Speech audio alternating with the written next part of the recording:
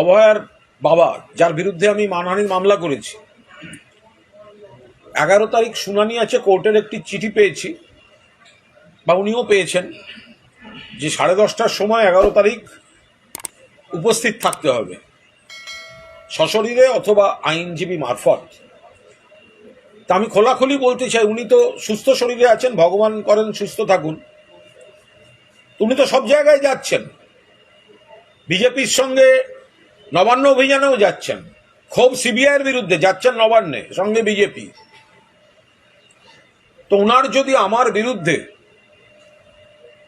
তথ্য প্রমাণ দেওয়ার থাকে, উনি যদি সত্য কথা বলে থাকেন, তাহলে নিজে সশরীরে কোর্টে এসে আমার বিরুদ্ধে প্রমাণ দিন। উনি আমাকে সমালোচনা করতে গিয়ে এত এত কথা বলছেন, আমার খুব মজা লাগছে। উনি কোনো না কোনো সংবাদ মাধ্যম বা কোনো ব্যক্তিগত ওইসব সোশ্যাল মিডিয়ায় বলছেন, বলুন, আমার তাতে কোনো আপত্তি নেই। আমার বক্তব্য, আপনি তো ন্যায় বিচার চান, তো মিডিয়া বা সোশ্যাল মিডিয়ায় বললে তো ন্যায় বিচার হবে না। ন্যায় বিচার কে দেবে? কোর্ট। কোর্টের তারিখ কবে? 11 তারিখ। সময় কখন? 10:30। কুণাল ঘোষ খারাপ।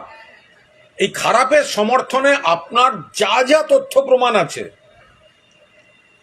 আপনি সেগুলো গিয়ে কোর্টে বলুন। আপনি যদি সেদিন কোর্টে না আসেন, তাতে প্রমাণ হয়ে যাবে আপনি মিথ্যা কথা বলেছেন।